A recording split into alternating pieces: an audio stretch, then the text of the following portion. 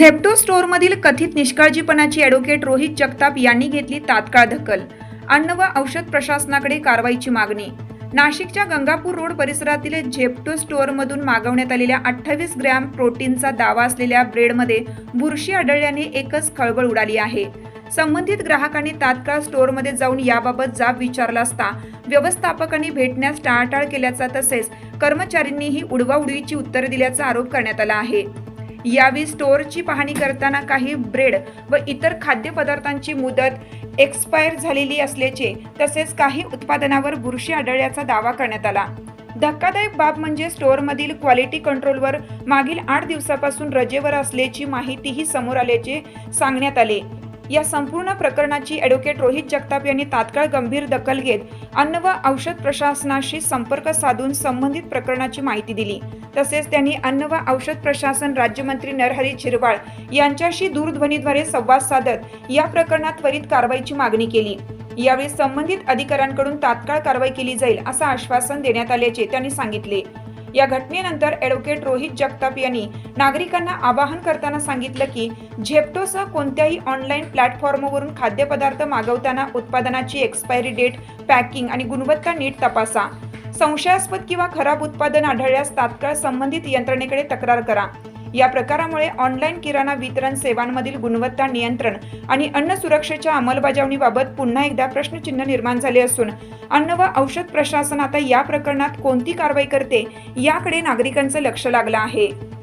काय सांगाल, एकंदरीत काय घटना घडली या ठिकाणी? काय नमस्कार, मी ॲडव्होकेट रोहित जगताप, गंगापूर रोड नाशिकचं जे झेप्टोचं स्टोअर आहे त्या ठिकाणी आम्ही झेप्टोचे गंगापूर रोडच्या एरियातून आम्ही झेप्टोवरून ऑनलाईन एक ब्रेड मागवला. तो ब्रेड 28 ग्रॅम प्रोटीन असल्याचा क्लेम केलेला आहे त्यांनी. तो ब्रेड आम्ही चहा पिण्याच्या दरम्यान तो मागवला. त्या ब्रेडची ऑर्डर आल्याच्या नंतर त्या सदर प्रकारात असं घडलं की त्यावेळेस त्या ब्रेडला बुरशी लागलेली दिसली.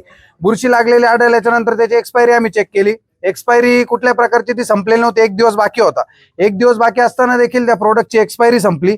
त्यानंतर आम्ही त्वरित झेप्टोच्या ॲपवरती कंप्लेंट केली. त्यांनी कुठल्याही प्रकारचा प्रॉपर आम्हाला म्हणजे जो आहे त्यांचा जो रिप्लाय तो दिलेला नाही. आमचा तोडगा त्या ठिकाणी निघालेला नव्हता. त्यानंतर आम्ही आमचा मोर्चा सदरचा जो आहे तो इथल्या स्टोअरवरती वळवला. इथे आल्याच्या नंतर गेल्या सुमारे संध्याकाळी 4 वाजेपासून आम्ही या ठिकाणी आलेलो आहे. तर झेप्टोचे मॅनेजर जे आहेत त्यांना आम्ही रिकामे दिसतो आणि ते स्वतः कामातले म्हणजे खूप कामातले, खूप मोठ्या लेवलला असे ते स्वतःला दाखवतात. ते जे झेप्टोचे मॅनेजर आहे, जगताप म्हणून नाव आहे त्यांचं, ते त्या ठिकाणी आता 7-7:30च्या दरम्यान पोहोचले. अतिशय म्हणजे वेळ प्रसंगी त्यांनी बघून खूप मोठी कष्ट करून धावाधाव करून त्या ठिकाणी आले. 4 वाजेपासून आम्ही इथे उभं आहे, ते 7 वाजता आले. आल्याच्या नंतर त्यांनी त्याच्यावरती तोडगा काढायचं सोडून आम्हाला उडवडीची उत्तरं दिले. यामध्ये जे क्वालिटी कंट्रोलर आहे ते गेल्या 8 दिवसापासून सुट्टीवर आहे. क्वालिटी कंट्रोलर 8 दिवसापासून सुट्टीवर असल्यानंतर त्यांचा ऍडिशनल चार्ज जो आहे ती व्यक्ती पण सुट्टीवर आहे.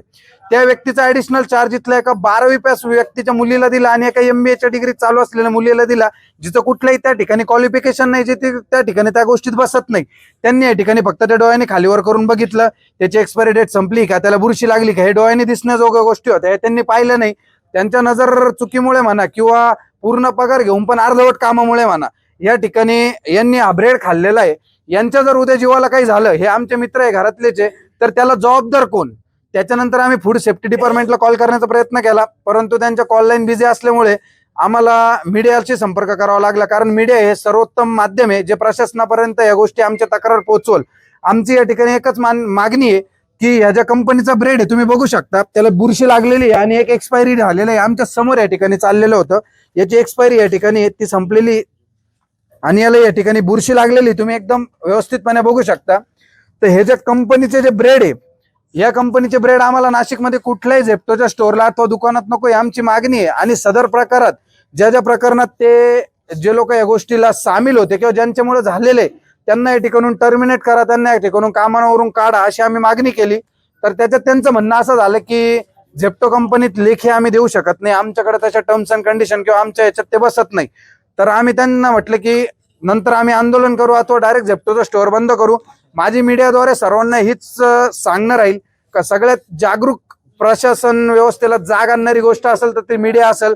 माझ्या या मीडियाच्या माध्यमातून एकच माझी विनंती सर्वांना की झेप्टोच्या स्टोअरवरून ज्यावेळेस तुम्ही ऑर्डर कराल त्यावेळेस तुमची एक्सपायरी डेट चेक करा, प्रोडक्ट चेक करा आणि त्यानंतर तुम्ही एकदा क्वालिटी चेक करा अथवा आवाज उठवा आणि त्यानंतर ज्या 4 वाजेपासून हे जे झेप्टोचे जे डिलिव्हरीचे पार्टनर आहेत, जे डिलिव्हरी पोहोचवतात, त्यांचं कॉम्पेन्सेशन स्वरूपात तुम्ही काहीतरी दिलं पाहिजे त्यांना, एवढ्या 5 ते 6 तासांचं किंवा 4 तासांचं. ही देखील माझी मीडियाद्वारे विनंती. आणि लवकरात लवकर हे प्रशासन, अन्न सुरक्षा प्रशासन, फूड सेफ्टी डिपार्टमेंट याच्यावर लवकरात लवकर कारवाई कराल. तुकारामजी मुंडे साहेबांना माझी डायरेक्ट विनंती आहे. धन्यवाद. माझं नाव त्रिशूल शेळके. आम्ही चहा प्यायला गेलो होतो. मग त्यांना बनमस्का सांगितलं, त्यांच्याकडे बनमस्का नव्हता. तर म्हटलं झेप्टो आपण वापरू, लवकरात लवकर डिलिव्हरी येते, झेप्टोवरनं आपण ऑर्डर करू. तर मग झेप्टोवरती बघितलं तर मग एक चांगला आम्हाला एक ब्रेड दिसला, त्याच्यावरती 27 ग्राम प्रोटीन देण्याचा ते दावा करत होते. तर मग आम्ही म्हटलं की हा मागूया, आपलं प्रोटीन इंटेक पण कम्प्लीट होईल.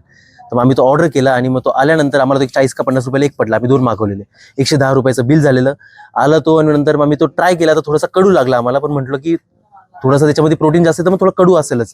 तर मग आम्ही तो घेतला आणि मग मागे बघितला त्याच्या पूर्णीच्या पूर्णी बुरशी लागलेली होती. तुम्हाला वाटत मी फोटो सुद्धा दाखवेल, पूर्णीच्या पूर्णी बुरशी लागलेली होती. मग मी त्यांना कॉन्टॅक्ट केलं की दादा हे काय आलेलं आहे. त्यांच्या चॅटसोबत मी जेव्हा बोललो झेप्टोच्या, तेव्हा त्यांनी सांगितलं की तुम्हाला आम्ही रिफंड पण नव्हतं त्याच्यामध्ये. ते आम्हाला म्हटलं की आम्ही तुम्हाला एक्सचेंज प्रोडक्ट पाठवतो 10 मिनिटामध्ये, थोडंसं वेट करा. म्हटलं हे तुमचं खूप जास्त चुकीचं झालेलं आहे, कारण पूर्णच्या पूर्ण प्रोडक्टला फंगस लागलेलं आहे. तर आम्हाला एक्सेप्टेडच नाही आहे, याचं काहीतरी हे करा तुम्ही, किंवा आम्हाला काहीतरी कंप्लेंट रेज करायची याच्याबद्दल. आम्हाला रिफंड वगैरे काहीच नको, आम्हाला ते 30 रुपये पाठवायला लागले. तर मी त्यांना तरी पण ते टाकत होतो की आम्हाला 30 रुपये तू का पाठवताय. तर मग ते त्यांचं असं म्हणणं की आम्ही तुम्हाला रिफंड करतोय आता. मग आम्ही तिकडनं पटकन इथं पोहोचलो आणि इथं आमचं जे काही बोलणं झालं ते आहेत. तर इथं मला असं वाटतं की इथं मॅनेजमेंट खूप खतरनाक प्रकारे चुकलेली आहेत. कोणी पण इथं काम करतंय, काहीच त्यांना नॉलेज नाही, काही नाही, कोणी पण ऑडिट करते, कारण की इथं कामावरती सिक्युरिटी चेकवाले लोकच नाहीये. तर त्यांना जेव्हा आम्ही बोललो की असं आहे, तर ते आम्हाला म्हणतात की तुम्हाला 40 रुपये पाठवू का किंवा 50 रुपये पाठवू का. आणि मॅनेजरला जेव्हा बोलतो की असा प्रॉब्लेम झाला, तुम्हाला किती पाठवू आम्ही, किंवा तुम्हाला आम्ही 100 प्रोडक्ट घेऊन जाणार तुम्ही इथनं. नंतर आम्ही जेव्हा इथं प्रोडक्ट बघितलं तर प्रोडक्टमध्ये जेव्हा ते आता द हेल्थ काहीतरी त्यांचं नाव आहे, दाखव मला इथं प्रोडक्ट काय. तर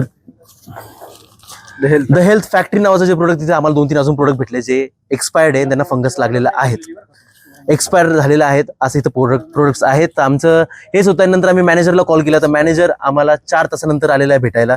माहित नाही राणीनगरला राहत होता की उज्जैनला राहत होता, पण 4 तास त्यांनी लावलेले इथं पोहोचायला. तर आम्हाला वाटतं झेप्टो नाशिक आनंदवली ह्या एरियामध्ये खूप जास्त प्रॉब्लेमॅटिक हा एरिया आहे. काय चालू आहे मला माहित नाही, तुम्ही थोडंसं याच्यामध्ये विचार करा वगैरे. थँक्यू.